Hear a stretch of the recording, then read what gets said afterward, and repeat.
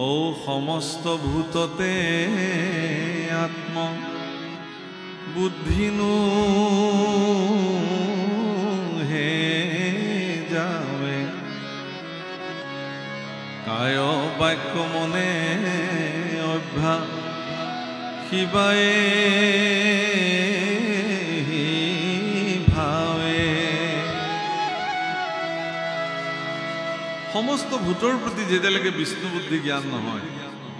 তেতিয়ালৈকে এই অভ্যাসটো আপুনি সম্পাদিত কৰি যাব লাগিব এটুকে ভক্তিৰ অভ্যাস কৰিব এটা সকলোৱে কয় যে ভক্তি কৰিব লাগে যদি উভতি সোধা হয় যে ঠিক আছে বাৰু আপুনি মোক দেখুৱাই দিয়ক মই কেনেকৈ ভক্তি কৰিম সততে মানুহে কয় যে আপুনি শৰণ ভজন লওক নাম গাওক নামঘৰলৈ যাওক ভগতৰ সংগ লওক ইমানখিনিয়ে ভক্তি বুলি ভাবে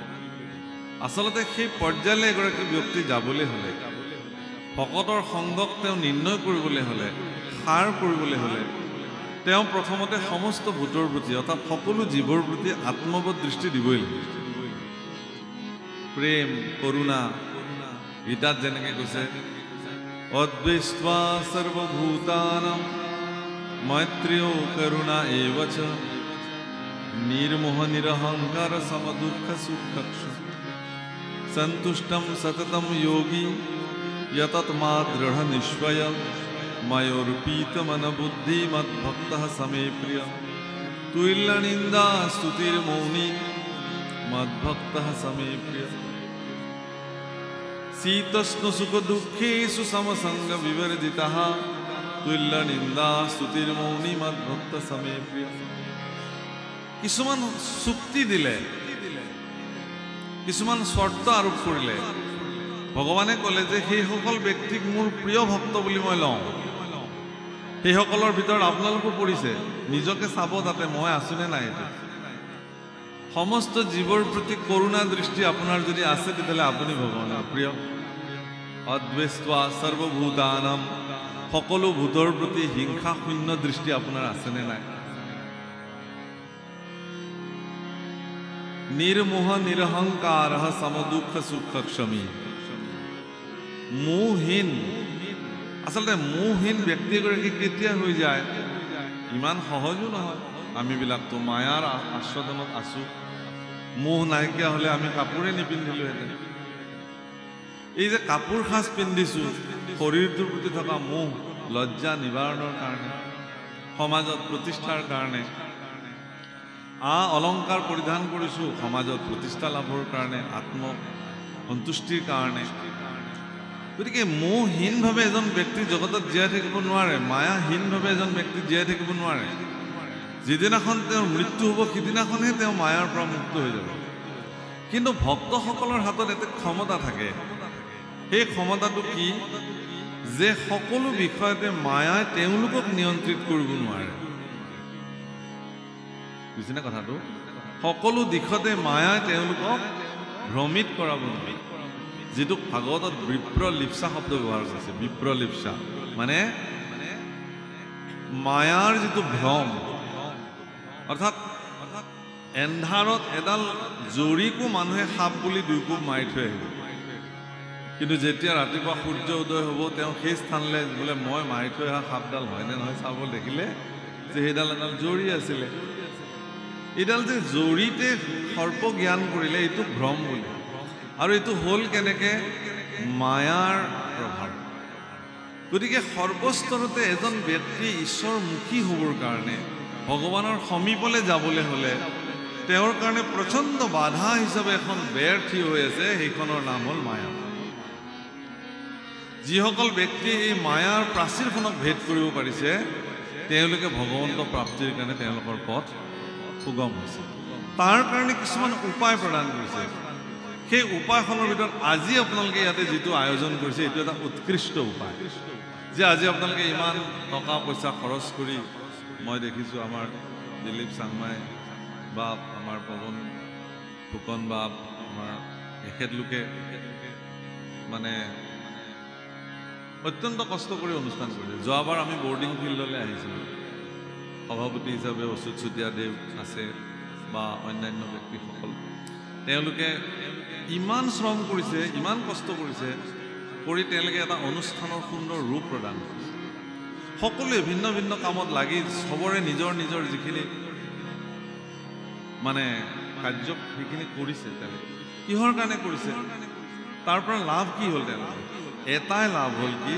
যে সহস্ৰ সহস্ৰ মানুহে এটা নিৰ্দিষ্ট স্থানত গোট খাইছে আৰু তাত গোট খোৱা এই সহস্ৰ সহস্ৰ মানুহৰ সেইখিনি সময়ত এটাই সকলোৰে চিন্তা যে আমি তালৈকে যাম ভকতৰ সংগ পাম নাম পাম ঈশ্বৰ দৰ্শন এটাই চিন্তা আজি এখন মেলালে যেতিয়া মানুহ যায় তেতিয়া তাত 1 লাখ মানুহ গোট খালে 1 লাখ জনৰে 1 লাখটা চিন্তা কোনোবাই যদি কিবা কিনিবলৈ গৈছে কোনোবাই কিবা চাবলৈ গৈছে কোনোবাই কিবা ল'বলৈ গৈছে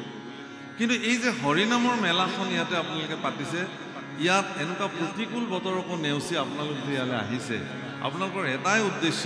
যে তাত সাক্ষাৎ ঈশ্বৰ পুৰুষ বিদ্যমান হৈ আছে নামৰ চৈতন্য শক্তিৰ দ্বাৰা সেই পেণ্ডেল চৈতন্য হৈ আছে আৰু চৈতন্য মূৰ্তি ভকতসকল আহি তাত বিদ্যমান হৈ থাকিব গতিকে মই গৈ তাত অকণমান সেৱা কৰি অকণমান ভকতৰ পদধূলি যদি শিৰত ল'ব পাৰোঁ তেতিয়াহ'লে মোৰ মনুষ্য জীৱন সাৰ্থক হ'ব এই যে ভকতৰ সংগৰ যিটো আয়োজন সেই আয়োজনটো এটা পৃথিৱীৰ ভিতৰত সৰ্বশ্ৰেষ্ঠ ব্যৱস্থা আৰু এই স্থানবিলাকত ব্যক্তিসকল যেতিয়া আহে তেতিয়া ব্যক্তিবিলাকৰ কি হয় মন প্ৰাণ ভকতৰ সংগত পবিত্ৰ হৈ যায় কেনেকৈ হয় তাকো নামঘোষাত মাধৱ পুৰুষে লিখিছে ৰাম কৰ্ণ পথে ভকতৰ হিয়াত প্ৰৱেশী হৰি দুৰ্বাসনা হৰে সমস্ত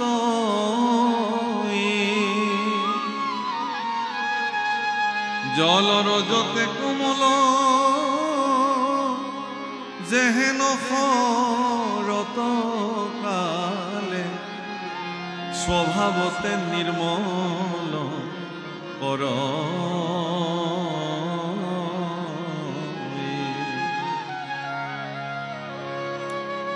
হীৰেণ বৰুৱাতীৰ বাপে যেতিয়া মূল আসনত বহি পেলাই নাম গাইছে সকলো মানুহেতো নাম শুনিছে গাইছে কৰ্ণপথেৰে যেতিয়া নাম সোমাইছে হৃদয়ত থকা যিখিনি মলিনতা সেইখিনি নিজে নিজে ওলাই গুচি গৈছে কিন্তু মনত ৰাখিব প্ৰভুসকল এনেকুৱা পবিত্ৰ স্থানৰ লগত জড়িত হৈ থাকিও এনেকুৱা পবিত্ৰ স্থানত উপস্থিত হৈও যদি কেনেবাকৈ কোনোবাৰ মনৰ মল যদি দূৰ নহ'ল তেওঁতকৈ আৰু দুৰ্ভাগ্য পৃথিৱীত কোনো নাই এইটো বহুত ডাঙৰ এইটো হ'বই নোৱাৰে ইয়াত আহে মানে ব্যক্তিৰ কৰ্ণপথে নাম সোমাব আৰু সেই নামে মানুহৰ মন স্বচ্ছ আৰু নিৰ্মল কৰি তুলিব সকলো ব্যক্তিৰ প্ৰতি শ্ৰদ্ধেয় মনোবৃত্তি সৎকাৰী মনোবৃত্তি ভকতৰ প্ৰতি ভগৱন্ত দৃষ্টি চৈতন্যময় দৃষ্টি সেই আনিব লাগিব সেইকাৰণে নামঘোষাত মহাপুৰুষ মাধৱদেৱে কাকতি কৰিছে বহুত ধুনীয়াকৈ আৰু সেই কাকতিৰ জৰিয়তে কাকতি কৰিছে কি বুলি ও মই মোৰ সমতি নজানো তাৰ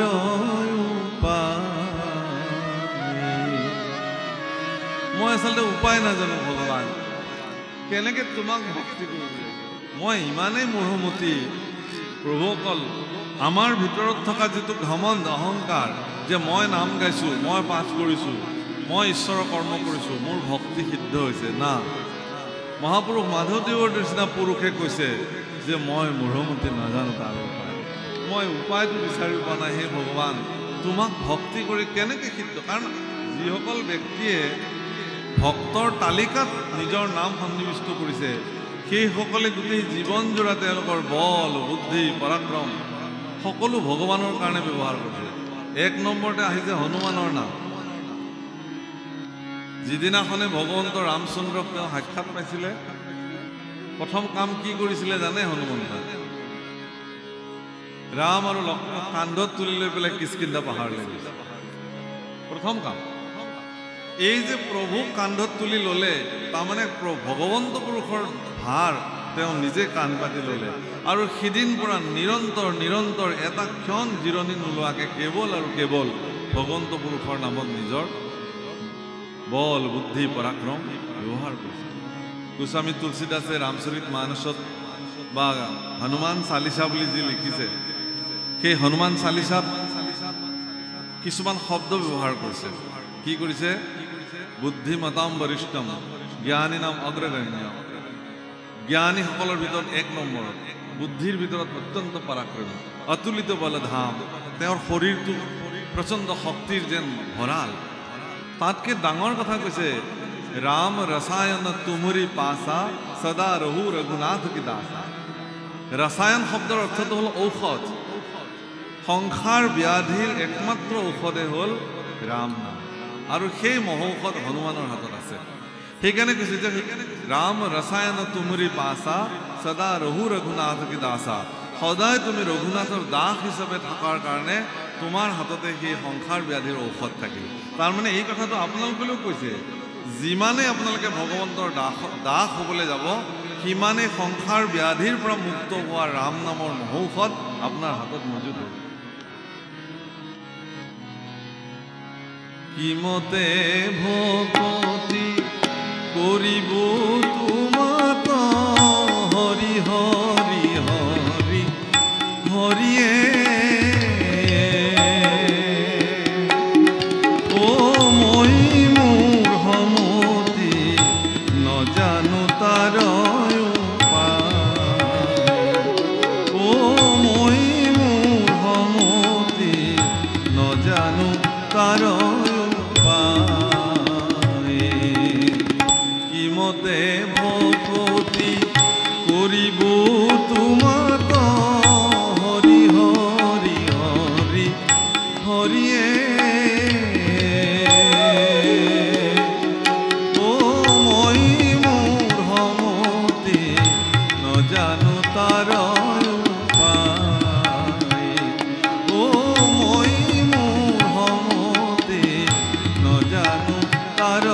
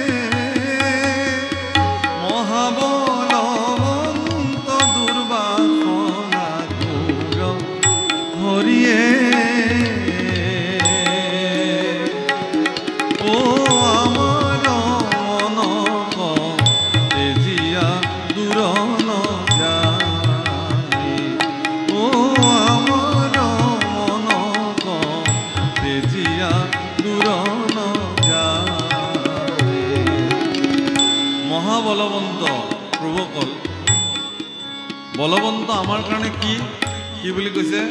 দুৰ্বাসনা বেয়া বাসনাবিলাক এনেকুৱা শক্তিশালী ৰূপত আমাৰ লগত থাকে ইয়াক খেদি দিলেও লগৰ পৰা নাযায়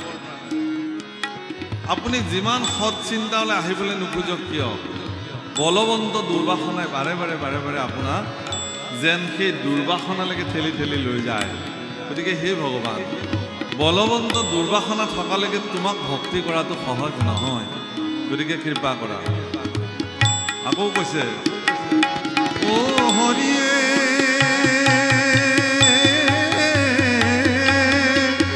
তোমাৰ মায়াই মন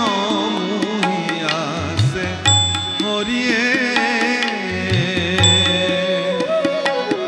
ও অজ্ঞান আন্ধাৰে ঘূৰিয়া পাৰ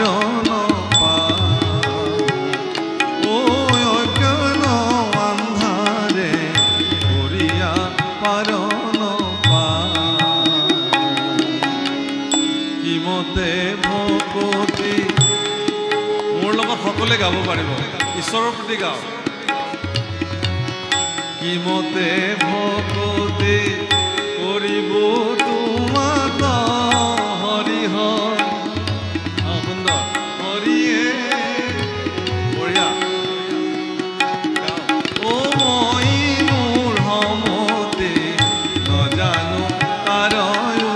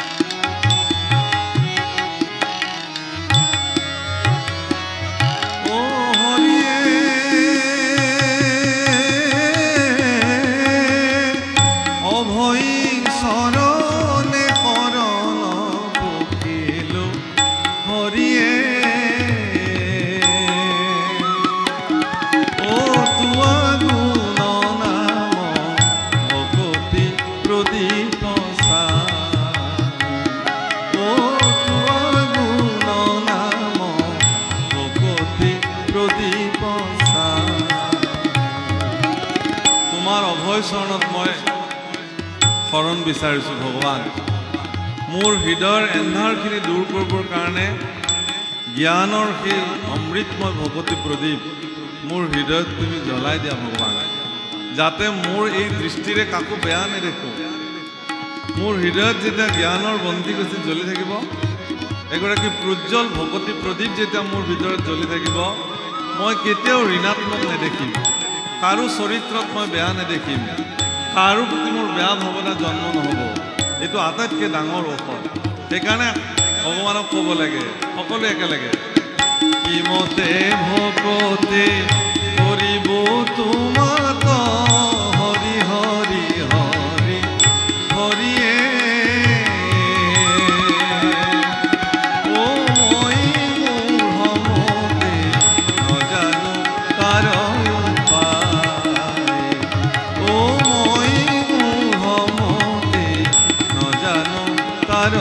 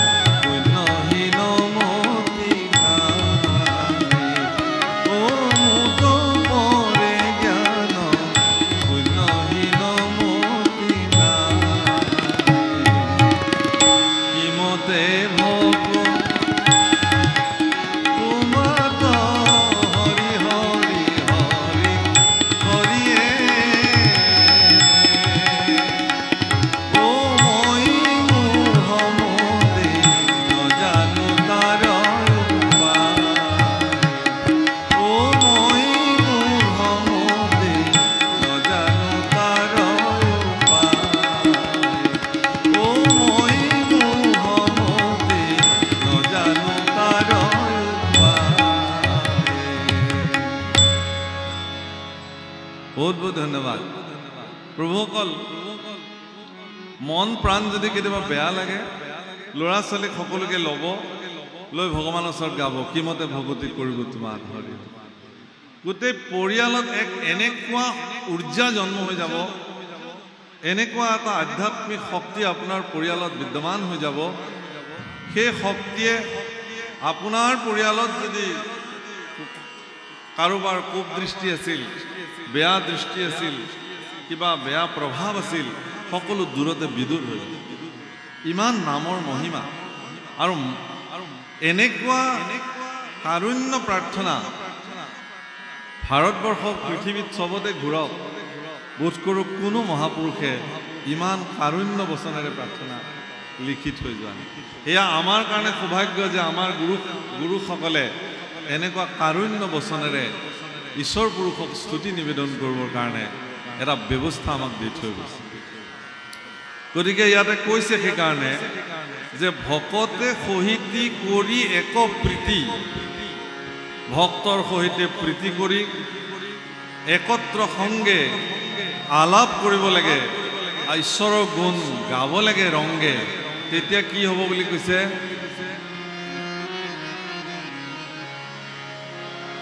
ৰাম মাধৱৰ জন্ম গুণ নাম কৰ্ম নিৰ্বাতা কষ ঘনে আৰ কতহু শুনিব কীৰ্তন কৰিব স্মৰিব কতহু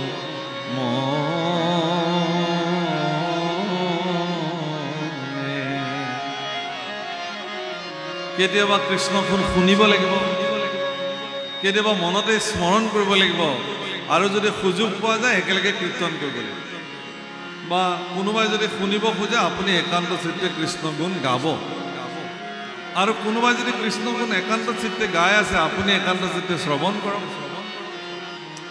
কওঁতাও নাই শুনোতাও নাই তেতিয়াহ'লে স্মৰণ কৰক। মায়াৰ আস্বাদনত থাকি কেৱল আমিবিলাকে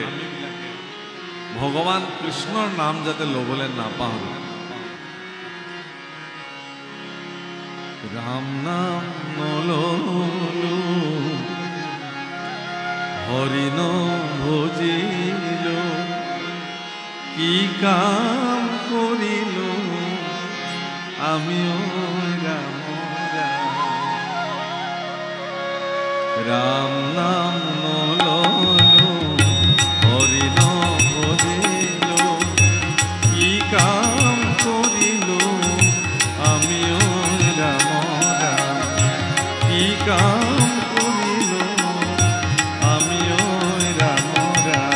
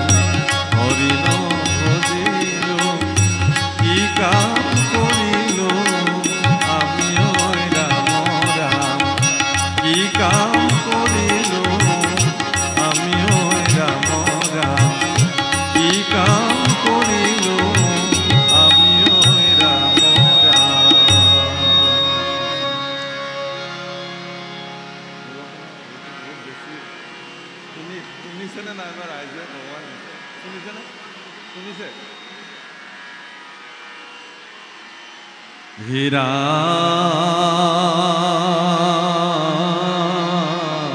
মৰা কৃষ্ণৰ চৰিত্ৰ জগত পবিত্ৰ কৰে হেন মনে মনে ও তাহাকে কথিব তাহাকে মথিব অন্যে অন্যে সর্বজনে রাম এক প্রাণ হুয়া অশ্রদ্ধায় খুয়া এরিব কর্কশবাদ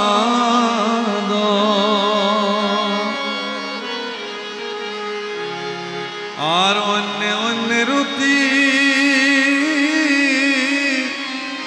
অন্য মতে করিবয়াতে আহ্লাদ কৃষ্ণ গুণ ভক্তসকলে এনেই মথি থাকে মন্থন কৰে যিসকল ব্যক্তিয়ে তেওঁলোকৰ মন সমুদ্ৰত কৃষ্ণ কথা সৰ্বদা মন্থন কৰি থাকে তেওঁলোকে প্ৰকৃত নামৰ অমৃত তেওঁলোকৰ জীৱনত প্ৰাপ্তি হয় আজি এটা বিশেষ দিন দৌল উৎসৱ আমাৰ বৰপেটাৰ ফালে খুব ধুনীয়াকৈ গায় ৰংগে ফাগুখে চৈতন্য বনমালী হে ৰংগে ফাগুখে চৈতন্য বনমালী ৰংগে ফাগুখে খুব ধুনীয়াকৈ প্ৰকৃতি পুৰুষ দুয়ো নিয়ন্তা মাধৱ হে প্ৰকৃতি পুৰুষ দুয়ো নিয়ন্তা মাধৱ হোলি সকলে গাও প্ৰকৃতি গুৰু নিয়ন্তা মাধৱ হে প্রকৃতি সমস্তরে আত্মা হরি পরম বান্ধব সমস্তরে আত্মা হরি পরম সমস্তরে আত্মা হরি পরম বান্ধব সমস্তরে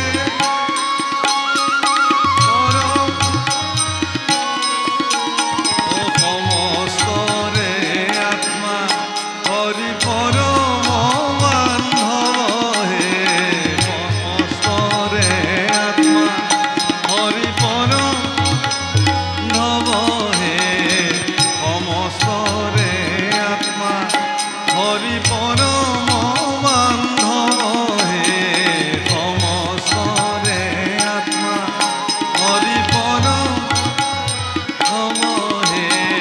প্রকৃতি পুরুষ গুরু নিয়ন্তা মাধৱ আনন্দৰে গাও প্ৰকৃতি পুৰুষ গুৰু নিয়ন্তা মাধৱ হে নারায়ণ হরি রাম গোপাল গোবিন্দ নারায়ণ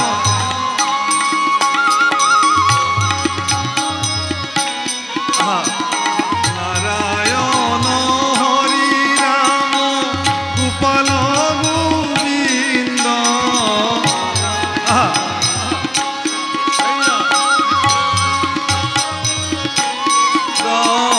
নারায়ণ হরি রাম গোপাল গোবিন্দ নারায়ণ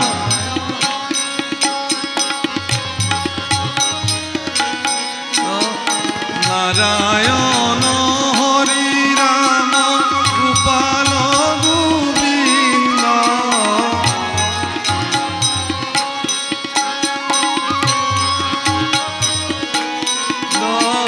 ভজহু তোমার দুই পদয় রবিন্দ হে ভজহু তোমার দুই পদয় রবিন্দ হে ভজহু তোমার দুই পদয় রবিন্দ হে ভজহু তোমার দুই পদয়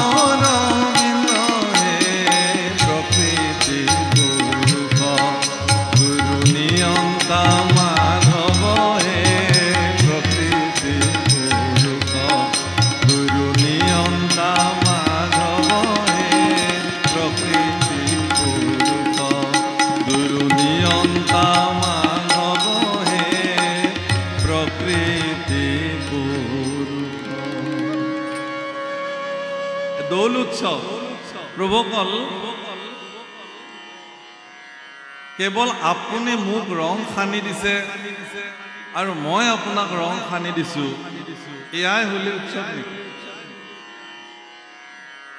কেৱল ইজনে আনজনক ৰং সানি দিলেই তাক ফাল্গু উৎসৱ বা হোলী বা দৌল উৎসৱ নুবোলে। ই এক এনেকুৱা উৎসৱ ভগৱন্ত পুৰুষে গোপীবিলাকৰ শৰীৰত ৰং সানি সানি দিছিল। আৰু সেইবিলাক কি সানিছিল জানে?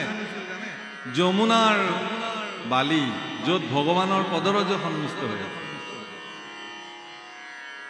সুগন্ধিযুক্ত ফুলৰ পাপৰিবিলাক শুকুৱাই পেলাই গুড়া কৰি কৰি বালিৰ লগত সানি লৈছিল। চন্দন ঘঁহি ঘঁহি তাৰ লেপনবিলাক সানি দিছিল মানুহৰ গাত। আবিৰ দিয়া হৈছিল, গুলাল দিয়া হৈছিল, কেশৰ দিয়া হৈছিল, সেন্দুৰ দিয়া হৈছিল, হৰিদ্ৰা মানে হালধিৰ গুৰি দিয়া হৈছিল। সেইবিলাকৰ সংমিশ্ৰণ কৰি সকলোৰে গাত অলপো বাকী নৰখাকে ৰং সানি দিয়া হৈছিল। বৰ্তমান ফাগুন মাহত বায়ুমণ্ডলত পচোৱা বতাহত যিমানবিলাক বীজাণু থাকে, সেই বীজাণুৱে আমাৰ শৰীৰৰ ছালত সংক্ৰমণ হ'ব পাৰে, বেমাৰ হ'ব পাৰে। সেইকাৰণে প্ৰকৃতিগত এই তত্ত্বৰ দ্বাৰা এক বিশেষ ঔষধি আবিৰ নিৰ্মাণ কৰি মানুহৰ গাত সানি দিয়া হৈছিল, যাতে তেওঁলোকৰ শৰীৰত বাহ্যিক কোনো ধৰণৰ বেমাৰে তেওঁলোকক স্পৰ্শ কৰিব নোৱাৰে। কিন্তু এতিয়া পেট্ৰকেমিকেল যিবিলাক একেবাৰে শেষৰ অধুক্ষেপ, gasoline, petrol, diesel, kerosene, vitamins, plastic গৈ গৈ যিমান অধুক্ষেপ ৰয়, তাতে কিছুমান ৰাসায়নিক দ্ৰব্য মিলাই যিবিলাক মাজেণ্টিক বা কালাৰ আৰ্টিফিচিয়েল ৰং বৰ্তমান বজাৰত উপলব্ধ হৈছে, বিদেশৰ পৰা আহিছে, সেইবিলাক মানুহৰ গাত এনেকৈ সানি দিছে এমাহলৈকে ৰং নাযায়। আৰু সেইবিলাক ৰঙে মানুহৰ শৰীৰত বেমাৰ মুক্ত কৰিব দূৰৰ কথা, ডাঙৰ ডাঙৰ বেমাৰে তেওঁলোকক লম্ভিব পাৰে। উল্টাহে হৈছে। সেই প্ৰভুসকল, সেইবিলাক নহয়, সেইবিলাকেৰে ৰং উৎসৱ নহয়। গোপীসকলক ভগৱানে তেওঁলোকৰ গাত ৰং সানি দিছিল, আৰু ভগৱানে স্বহস্তে তেওঁলোকৰ গাত ৰং সানি দিয়াৰ কাৰণে গোপীবিলাকৰ মনৰ ভিতৰত যিটো আনন্দ, সেই আনন্দটো উৎফুল্লিত হৈ উঠিছিল, তেওঁলোক ৰঙীন হৈ গৈছিল। অৰ্থাৎ ই এক এনেকুৱা উৎসৱ যে এই ৰঙৰ উৎসৱে আপোনাৰ ভিতৰত থকা নিৰানন্দখিনিক নাশ কৰি আনন্দৰ ফল্গুধাৰা যদি উন্মুক্ত কৰিব পাৰিলে, সেই উৎসৱটোৰ নামহে ৰঙৰ উৎসৱ, হোলীৰ উৎসৱ। যেতিয়ালৈকে আপোনাৰ মনৰ ভিতৰত থকা ৰংখিনিক উদ্ভাসিত কৰিব নোৱাৰে, তেতিয়ালৈকে সি উৎসৱ হ'ব নোৱাৰে। ইয়াত দুটা বস্তু যুক্ত হৈ আছে। আমাৰ নামনিৰ ফালে, বিশেষকৈ আমাৰ বৰপেটাৰ ফালে, গোৱালপাৰাৰ ফালে দৌল উৎসৱৰ আগদিনা মেঘদাক কৰা হয়। মানে এটা খেৰৰ পুঁজি বনাই তাত অগ্নি প্ৰজ্বলিত কৰা হয়। দুটা কাৰণ আছে। হোলী শব্দৰ অৰ্থটোৱে হ'ল যে সেই দিনটোতে হোলিকা দাহন হৈছিল, অৰ্থাৎ হিৰণ্যকশিপুৰ ভনী হোলিকাৰ এটা বৰ আছিল যে তেওঁ অগ্নিয়ে নাশ কৰিব নোৱাৰে। সেইকাৰণে প্ৰহ্লাদক যেতিয়া চূড়ান্ত শাস্তি ঘোষণা কৰিছিল যে অগ্নিত পুৰি পেলোৱা হওক, তেতিয়া হোলিকাই কি কৰিছিল? প্ৰহ্লাদক কোলাত তুলি লৈছিল আৰু অগ্নিৰ কাঠৰ বিচনাত বহিছিল আৰু অগ্নি সংযোগ কৰি দিয়া হৈছিল। দাও দাওকে অগ্নি জ্বলিছিল আৰু সেই অগ্নিয়ে প্ৰহ্লাদৰ এডাল নোমো হানি বিঘিনি কৰিব নোৱাৰিলে, কিন্তু হোলিকা তাতে বিনাশ হ'ল। কিন্তু তেওঁতো বৰ আছিলে, তেওঁ অগ্নিত দাহ নাযায় বুলি। কেনেকৈ গ'ল? প্ৰভুসকল, ভগৱানৰ পৰা প্ৰাপ্ত, দেৱতাসকলৰ পৰা প্ৰাপ্ত যদি কিবা বৰ আপোনালোকৰ জীৱনত পৰি আছে, ঈশ্বৰৰ কৃপাত যদি আপোনাৰ শৰীৰত কিবা বিশেষ শক্তি আছে, কিবা কাম কৰিব পৰা যদি সামৰ্থ্য আপোনাৰ আছে, সেই কাম কৰাৰ সামৰ্থ্যতাখিনিক আপুনি যদি সমাজৰ অকল্যাণৰ কাৰণে ব্যৱহাৰ কৰে, তেতিয়াহ'লে সেইদিনাখনেই তাৰ শক্তিটো বিনাশ হৈ যায়। গতিকে আপোনাৰ ভিতৰত ভগৱানে দিয়া কাম কৰাৰ যিখিনি শক্তি, সেইখিনিক আপুনি যিমানে কল্যাণকাৰী কামত ব্যৱহাৰ কৰিব, তাৰ শক্তি সিমানে বৃদ্ধি পায়। হোলিকাই অকল্যাণৰ কাৰণে ব্যৱহাৰ কৰিলে কাৰণে তেওঁৰ সেই শক্তিটো নাইকিয়া হৈ গ'ল, অগ্নিত তেওঁ দাহ হৈ গ'ল। এই যে হোলিকা নাশ হৈ গ'ল, প্ৰহ্লাদ অগ্নিৰ পৰা বাচি গ'ল, তাৰ কাৰণে সমস্ত লোকে আনন্দত কৰিছিল, ভিতৰৰ পৰা ৰঙৰ উৎসৱ আৰম্ভ হৈছিল। সেইকাৰণে হোলীৰ লগত ই সম্পৰ্ক, সেইকাৰণে হোলী বুলি কয়। হোলিকা দাহন প্ৰভুসকল, আমাৰ বৰপেটাৰ ফালে আপোনালোকে দেখিছে যে পুৰা হোলীৰ উৎসৱ আৰম্ভ হৈছে। সকলোৱে ওপৰৰ ফালৰ পৰা ওপৰলৈকে, আকাশৰ ওপৰলৈকে ৰং ছটিয়াইছে, যাৰ গাত পৰে পৰিব। হোলীৰ ৰং দিয়াৰ নিয়ম আছে। যদি মোতকৈ জ্যেষ্ঠজন হয় তেতিয়াহ'লে মই তেওঁক প্ৰথমতে প্ৰণাম কৰিব লাগিব আৰু সেই আবিৰ বা গুলাল তেওঁৰ চৰণত প্ৰথমতে অৰ্পণ কৰিব লাগিব আৰু তেওঁক আজ্ঞা লৈ পেলাই তেওঁৰ কপালত মই এটা তিলক আঁকি দিব পাৰোঁ। জ্যেষ্ঠজনক ৰং দিয়াৰ ব্যৱস্থা। আৰু কনিষ্ঠ যদি হয় মোতকে, মৰমৰে তাৰ গালত বা শৰীৰত মই ৰং সানি দিব পাৰোঁ। আৰু সমসাময়িক বন্ধু মিত্ৰ একে বয়সৰ হ'লে খুব ফূৰ্তি কৰি পেলাই ৰং উৎসৱ পালন কৰা। কিন্তু আজিকালি দেখা গৈছে যে ডাঙৰ সৰু বুলি কোনো চিন্তাপ নাই, যোনে যাকে তাকে যেনে তেনে ৰং প্ৰদান কৰিছে। এই সৌজন্যতা যেতিয়ালৈকে নাথাকিব ই উৎসৱলৈ পৰিণত নহ'ব। সেইকাৰণে ৰঙৰ উৎসৱ হোলী বা ফাগুই আপোনাৰ মোৰ সকলোৰে ভিতৰত থকা নিৰানন্দখিনি নাশ কৰি ভিতৰত থকা আনন্দৰ ফল্গুধাৰা উন্মুক্ত কৰক। সেইদিনাখনহে ই ৰঙৰ উৎসৱ হিচাপে বিবেচিত হ'ব। এদিন নহয় নহয় প্ৰভু,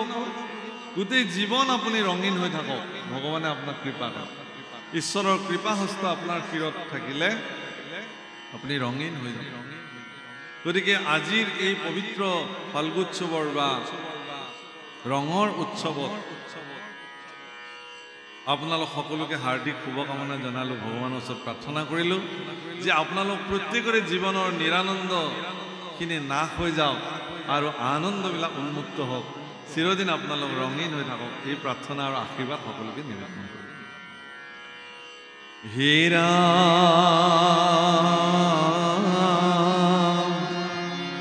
ভূয়া তুষ্ট মতি কৰিব ভকতি, কহি কথা পৰস্পৰে,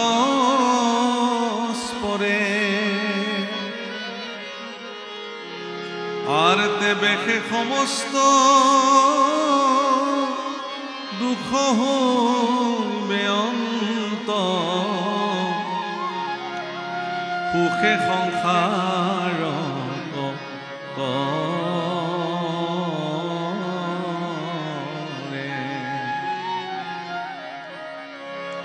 পাছে একচিতি করন্তে ভকতি, ফুলকে মায়ার বন্ধ, শুনিও যিমতে আপোন মনতে মিলই পৰমানন্দ। পৰস্পৰে পৰস্পৰে লগ হ'লে কৃষ্ণ কথা পাতক। উপায় দিছে কেনেকৈ আনন্দটো, মই এইমাত্ৰ ক'লোঁ যে আপোনালোকৰ ভিতৰত আনন্দ উৎপন্ন হওক। কেনেকৈ হ'ব? আনন্দটো ঈশ্বৰৰ স্বৰূপ, আনন্দ ঈশ্বৰৰ স্বৰূপ। সেইকাৰণে ঈশ্বৰক ঘনানন্দ, অচ্যুতানন্দ, সদানন্দ, নিত্যানন্দ, সৰ্বানন্দ, আনন্দযুক্ত নামেৰে তেওঁক জনা যায়। গতিকে আপোনাৰ ভিতৰত থকা নিত্যানন্দ, সৰ্বানন্দ, আনন্দ, আনন্দ কেনেকৈ জাগ্ৰত হ'ব?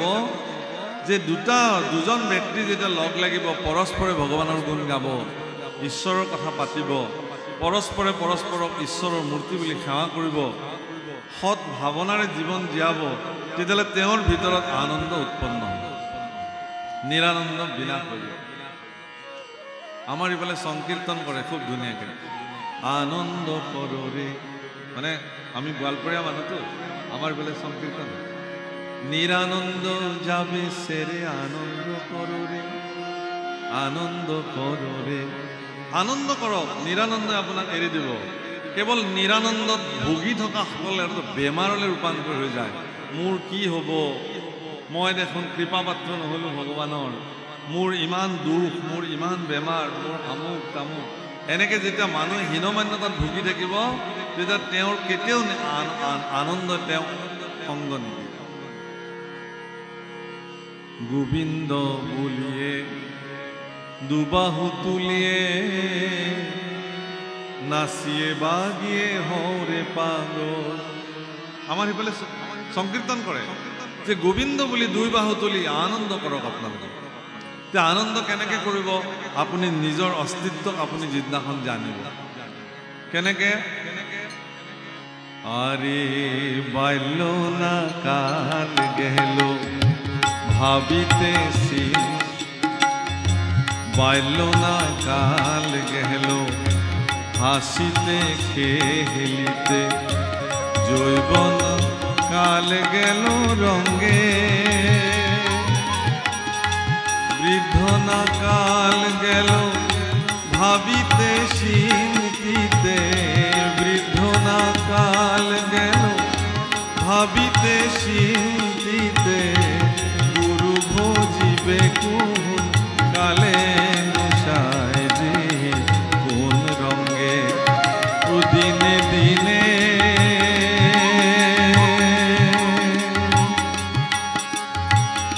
খুশিয়া পহরিবে রঙ্গিলা দালানের মাটি গোসায় যে কোন রঙে।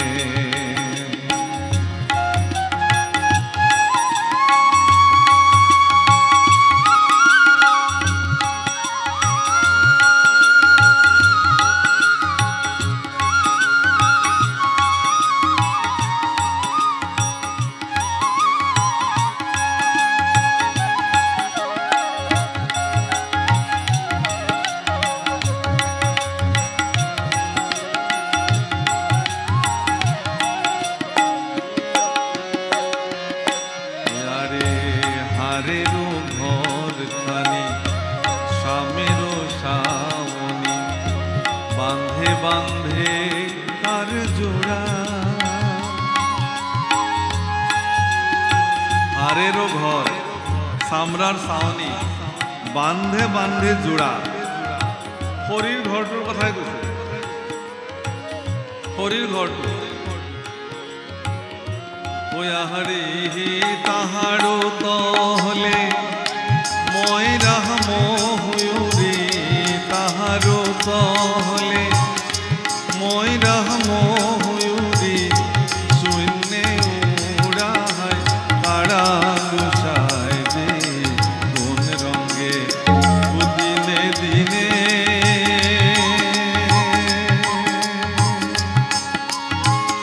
খুশিয়া পহরিবে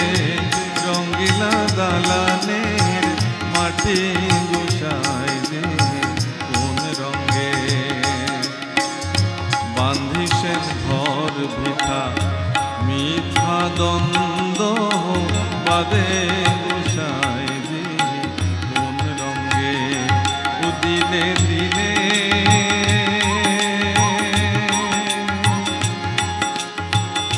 খুশিয়া পহরিবে রঙ্গিলা দালানের মাটি গোসায় যে কোন রঙে, রঙ্গিলা দালানের মাটি গোসায় যে কোন রঙে, রঙ্গিলা দালানের মাটি গোসায় যে কোন রঙে। রঙ্গিলা দালান মানে ঘৰ, খুব ৰাজপ্ৰাসাদ। মানুহে যেতিয়া ঘৰ সাজিবলৈ পৰিকল্পনা কৰে, প্ৰথমতে তেওঁ এগৰাকী আৰ্কিটেক্ট ইঞ্জিনিয়াৰ ওচৰলৈ যায় আৰু তেওঁ এটা ধুনীয়া ডিজাইন কৰি দিয়ে আৰু এইটো তেওঁ পচন্দ কৰিলে এইটো ঘৰটো সাজে। সেই ঘৰটোৰ এটা তাৰ আয়ুস কাল থাকে যে এই 100 বছৰলৈকে থাকিব। কিন্তু 100 বছৰ হোৱাৰ দিনা ঘৰটো ব্লাষ্ট হৈ নাযায়। কিন্তু যিদিনাখনৰ পৰাই চিমেণ্ট বালি ৰদ এইবোৰ লগ লাগি গ'ল আৰু শুকুৱাই টাইট মাৰিলে,